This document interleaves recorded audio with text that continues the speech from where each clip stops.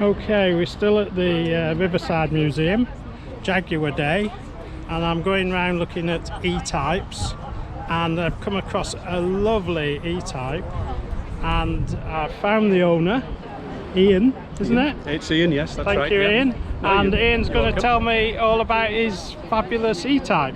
Okay, so it's a 1966 Series 1, 4.2. I've had the car for 12 years. I bought it as a project 12 years ago, and it's literally been on the road for about 3 months. It's done about 1,000 miles, and so far so good. Right. So we'll have a walk round. Yeah. We'll have a look at the engine first. Yeah, so the engine... wow, look at that. That's beautiful. Certainly all the aluminium parts are pretty highly polished. So a few little modifications.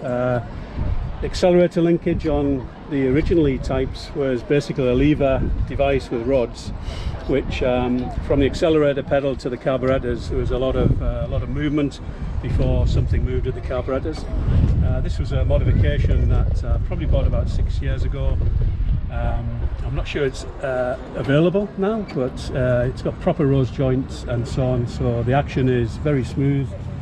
The air filter also is modified from the original can unit that used to sit in here, so that just came with the with this kit anyway. And it's a 4.2, isn't it? It's a 4.2, yeah. XK engine. XK engine, yeah. So again, some of the modifications. So it's got a higher capacity radiator front, alloy radiator.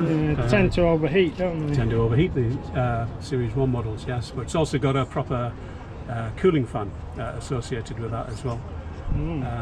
So yeah, so no overheating problems so far. That all seems to be working very well. Very nice. From the front brakes point of view, there are 4-pot calipers on the front. A company called Fosway make those. Obviously there are lots of different types you can get. But from a braking point of view, there are ventilated discs and Fosway calipers. So I've got very good stopping power there. So it goes fast and stops fast? In theory, yes. So far so good, yeah.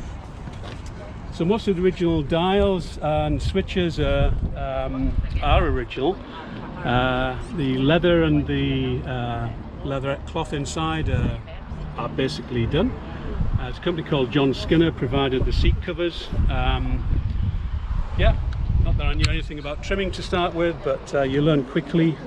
You do some pieces many times, and then once you're eventually happy with it, you just go with that. So that was a bit of good fun from my point of view. Is that the original steering wheel? Original steering wheel, original horn push.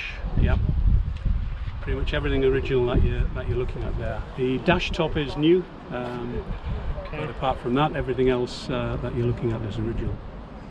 So the car had done, although it was a project to buy, the car had done about 65,000 miles, but it was pretty well rusted through when I got it. So I've done everything, I think, myself on the car apart from the bodywork.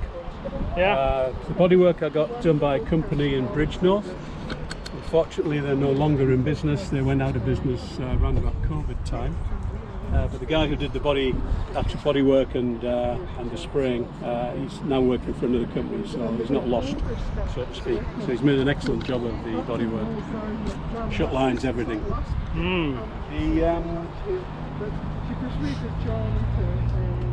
So each of the body panels that's been replaced is painted on the inside, as well as obviously the outside. All the internal cavities are fully waxed. So in theory that should be the end of corrosion, certainly in my lifetime. The screen, there's glass. Three. Glass happens to be a new screen, still made by Pilkington, so you can just buy those pretty much off the shelf. It's got 3 window wipers. It's got 3 windscreen wipers, which was standard on the Series 1. Yeah. Really? And they actually work as well, yeah. Oh, can we see them in action? Let me go switch on.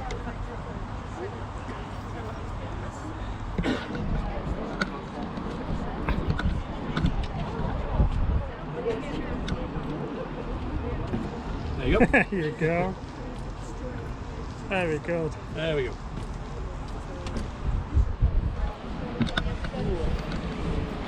Well, okay. Thank you very much, Ian. Yeah, thanks for showing welcome, us your car. Yep. Thank you. Hope to see you on the road. Yeah, All lovely. right, yeah, take care. Bye bye.